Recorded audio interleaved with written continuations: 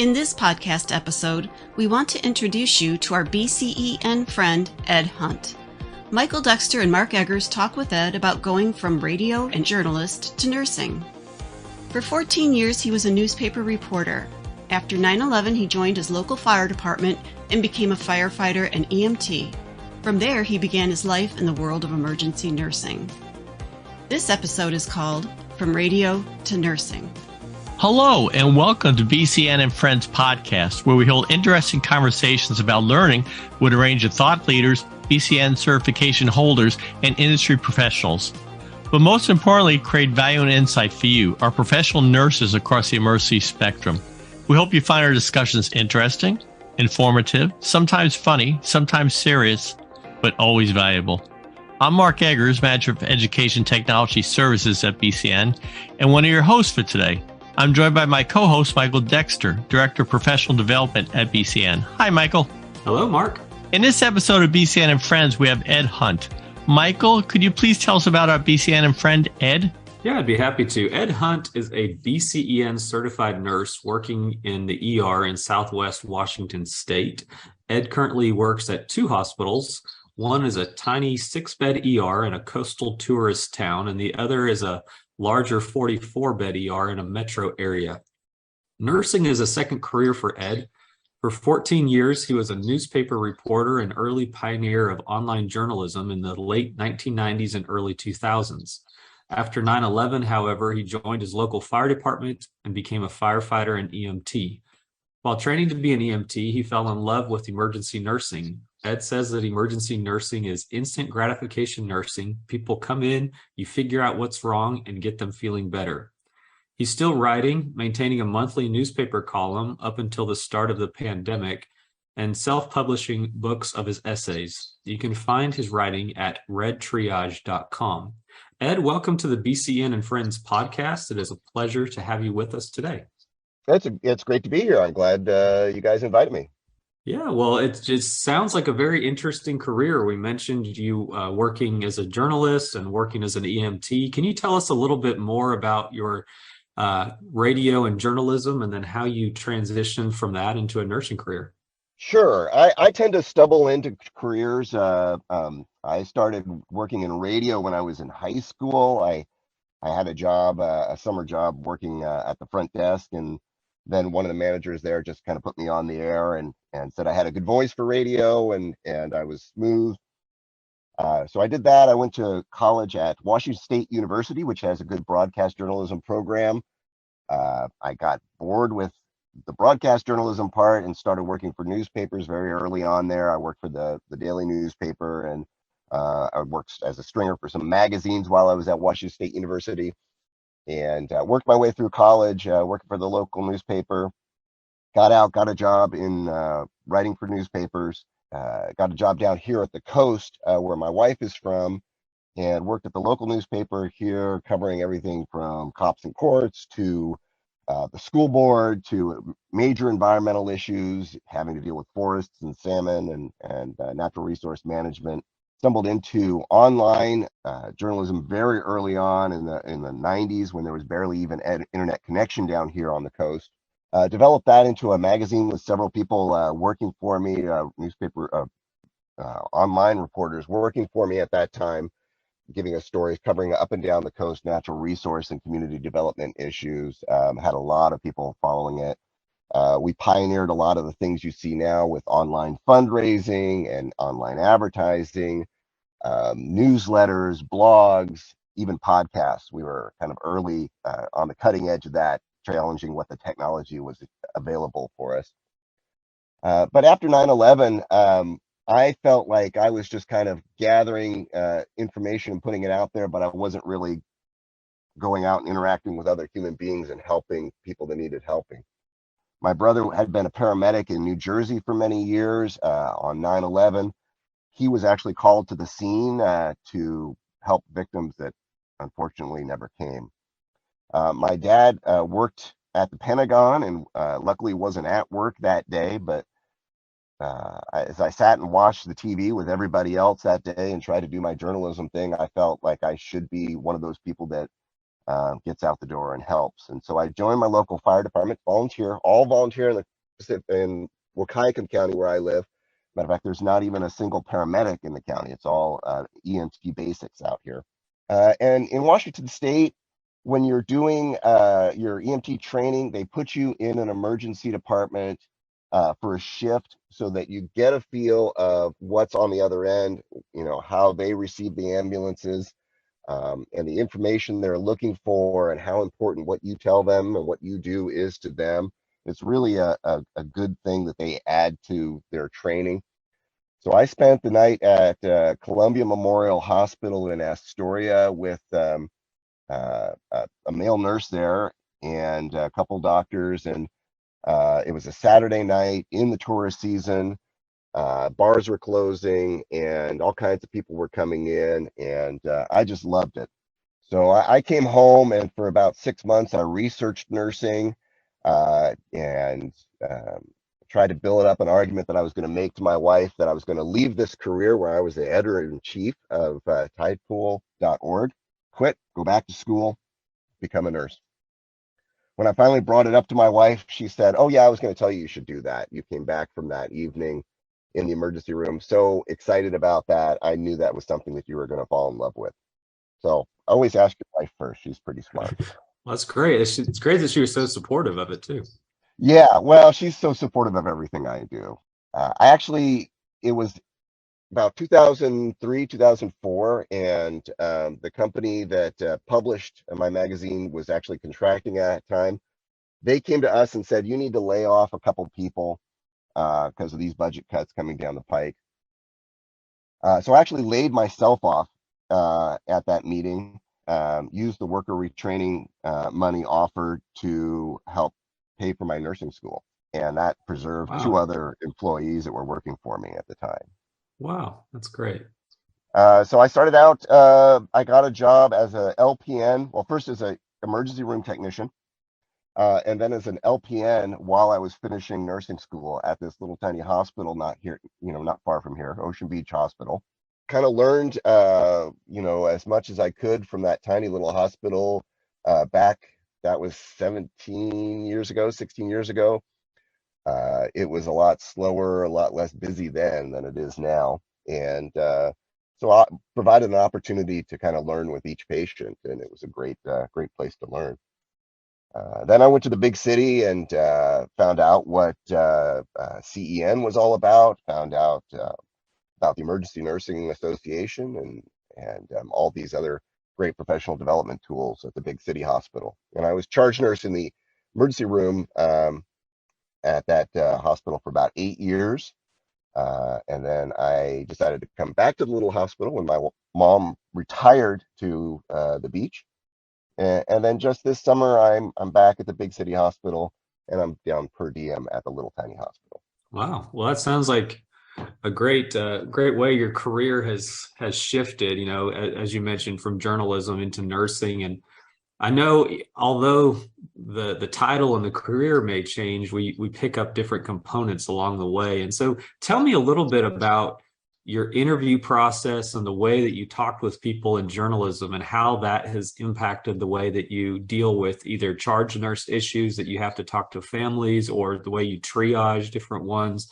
Can you tell me how that's all kind of intertwined over the years and where you've seen the benefit in both?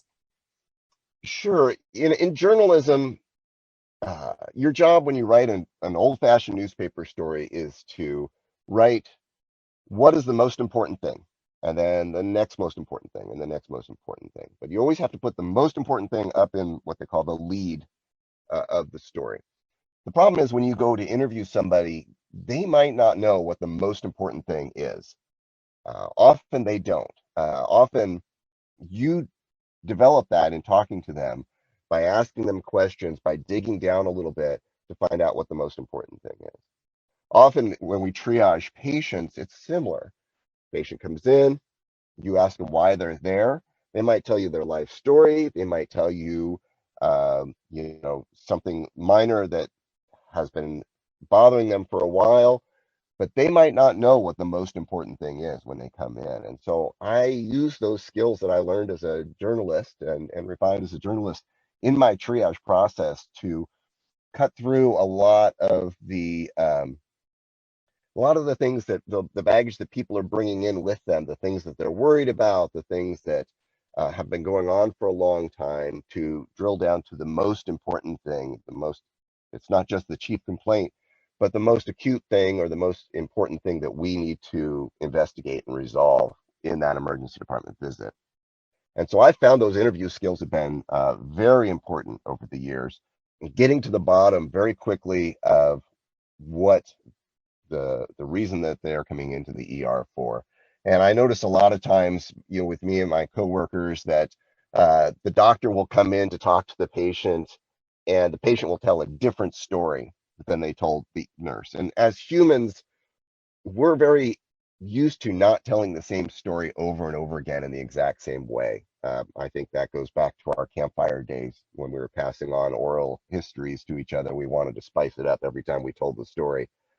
So I notice that with patients too. They come in, they'll tell me one story, I'll walk out of the room, they'll think about it a little bit, and then when the doctor comes in, they'll tell the story a little bit different way, and the doctor will come out saying, this patient is having this, and you didn't mention that in your triage note. So I try to get ahead of that by gathering as much information as I can and drilling down to the very most important things, so that we're all on the same page, and so that the patient is getting treated for the thing that's most important to their health and well-being. Right.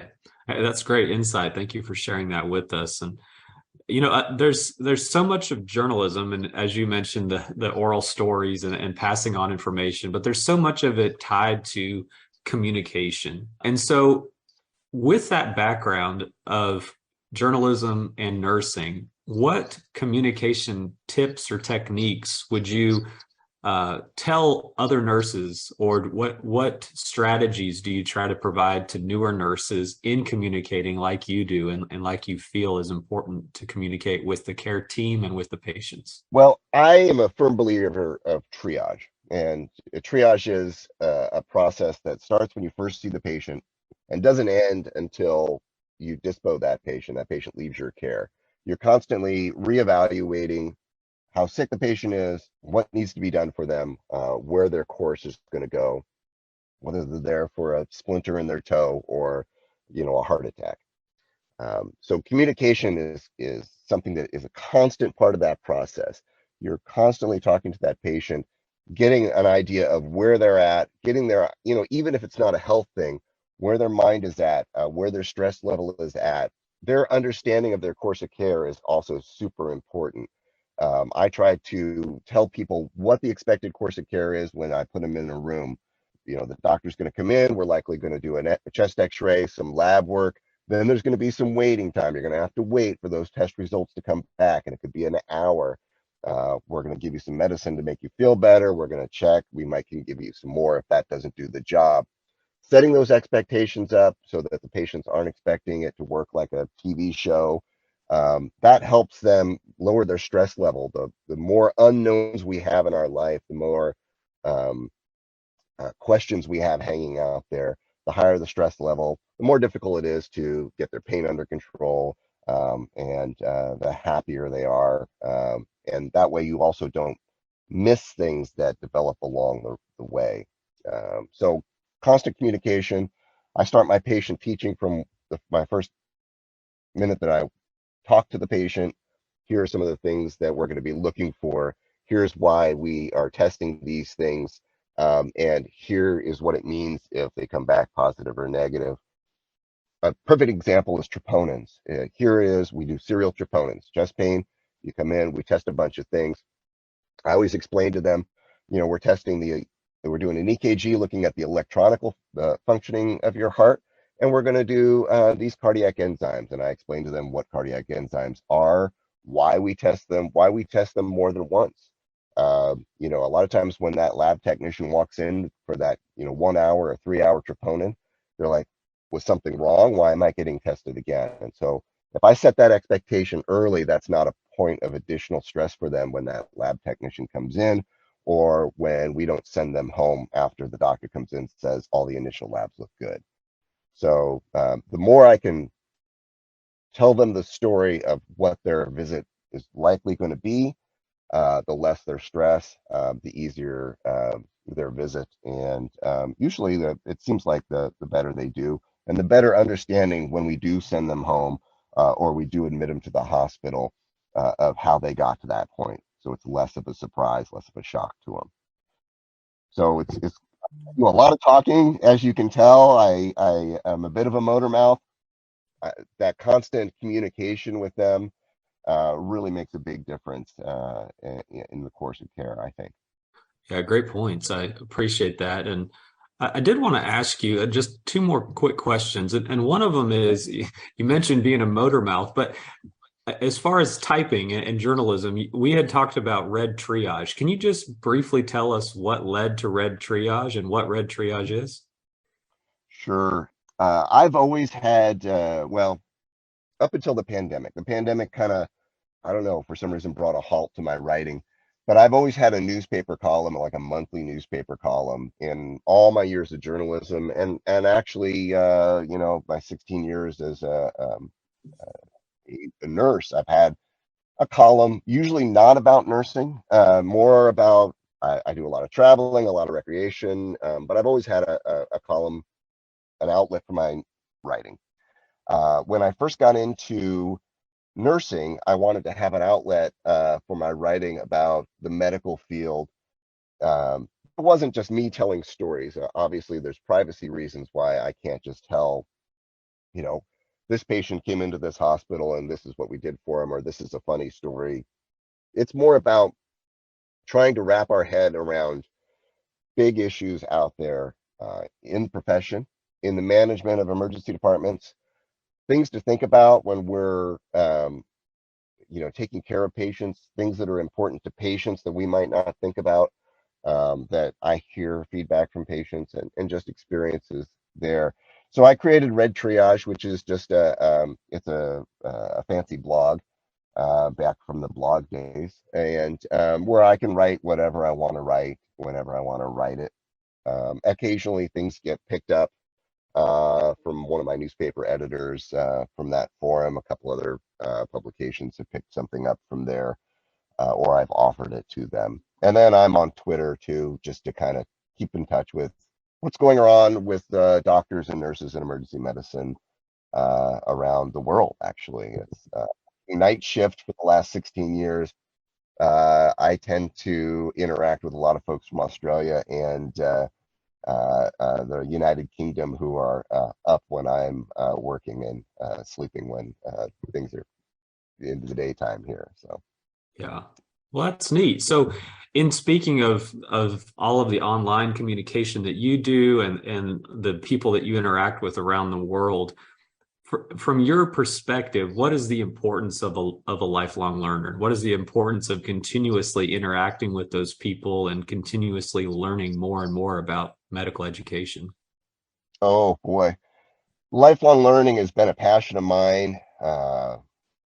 Boy, my dad told me when I was in, I think, grade school. I asked him when was school over, and he worked for NASA and he's worked for all sorts of things, and only with a bachelor's degree.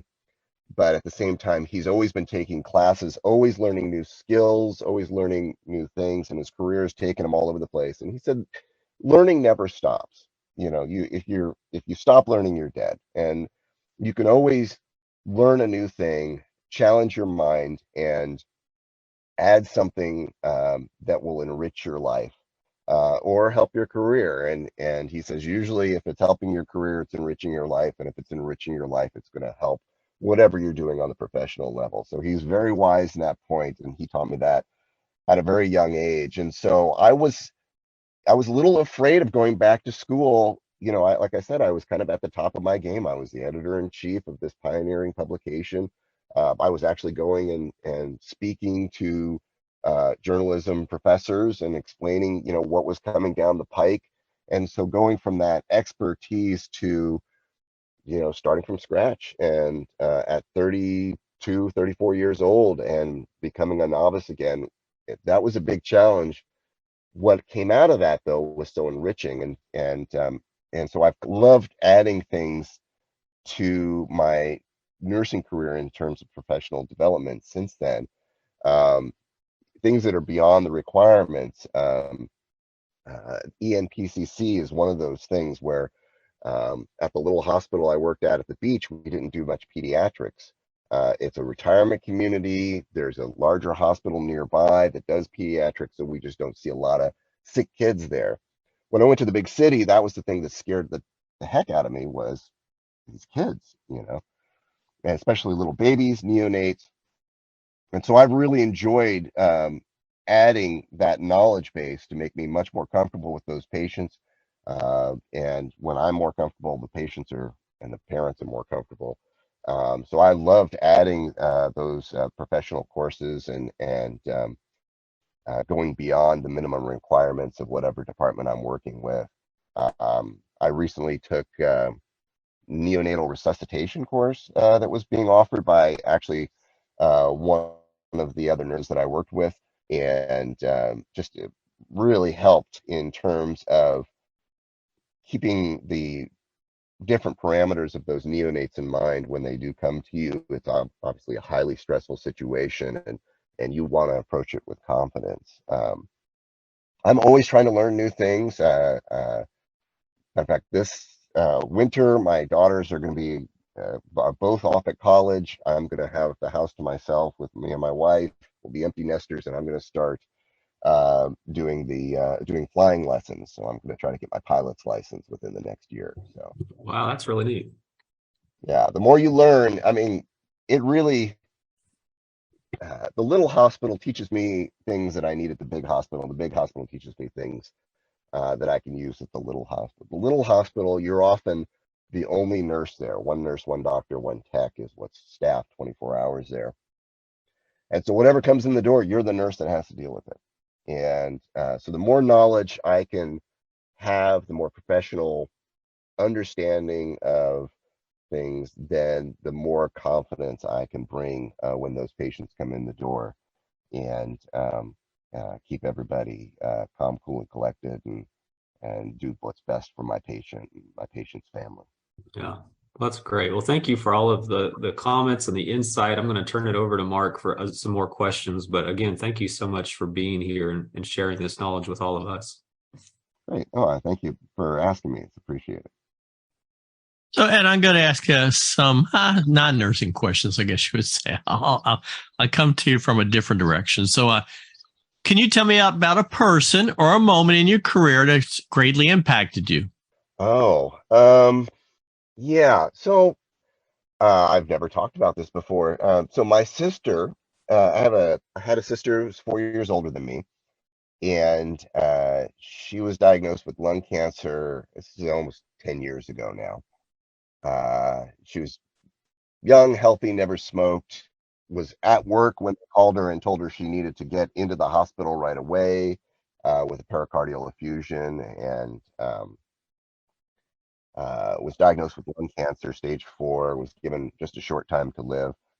And so much about her journey until she passed away gave me a lot of insight from the patient perspective of communication, um, taking time and being patient, understanding how hard it was to navigate the medical system outside of the emergency department.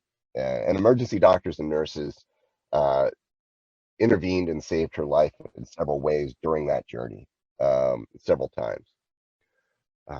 So it's one of those things that when I'm interacting with patients, I always try to keep those lessons that I learned in mind, whether it's a cancer patient and knowing what they are going through on their end, or just the difficulty in getting the results from a CT that you had last week.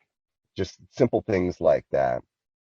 My sister also worked as a investigator for Adult Protective Services, and so I learned a lot from her as a person, just in her service to the community, and that she's very inspirational that way. But I learned a lot from her journey and being by her side from diagnosis to hospice to end of life, and I try to bring those perspectives with me when I come in. Yeah. A lot of times, unfortunately, we're the folks that are diagnosing you in the ER with cancer, And so I try to bring all those fears and expectations and understanding of what that journey might be like for that person with me when we have those. Great. Thank you for sharing that. I appreciate that very much. I'm going to ask you a few rapid fire questions. So you've done radio, you've done journalism, you've done nursing. What would you be doing if you weren't doing any of those current roles? Oh, all else fails, I'd be a pilot and fly planes. That was 14-year-old me. I was 14 years old. I was house sitting for my sister who lived right next to an airport in Dallasport, Washington. And I just rode my bicycle up there one day and started talked my way into starting flying lessons when I was 14. I never finished because they found out I was 14 after about 10 hours of flying, which is why I want to go back and finish it now. But it's something I've been in love with. I've been in love with airplanes forever and ever and ever. And then writing just comes, when writing is one of those things that I've done for a living for so long, never intending to be a writer for money, but I made my living like that for many, many years. But I rather like doing it when I feel like it and not when something's assigned to me. So I'd rather make my money flying airplanes and write for fun. Great. Excellent. Super. So I got three different categories I'm going to ask you about favorites. So favorite book. My favorite book is a weird one, but I encourage people who like history to pick it up. It's called A Confederate Raider in the North Pacific.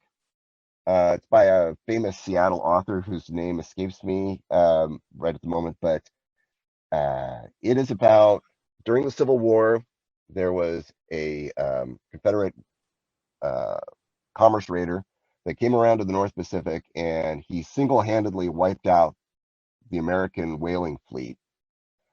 Most of it after the Civil War was over.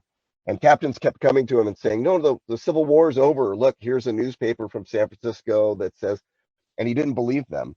And so for a year or two after the Civil War was over, he was still burning these whaling ships and completely wiped it out.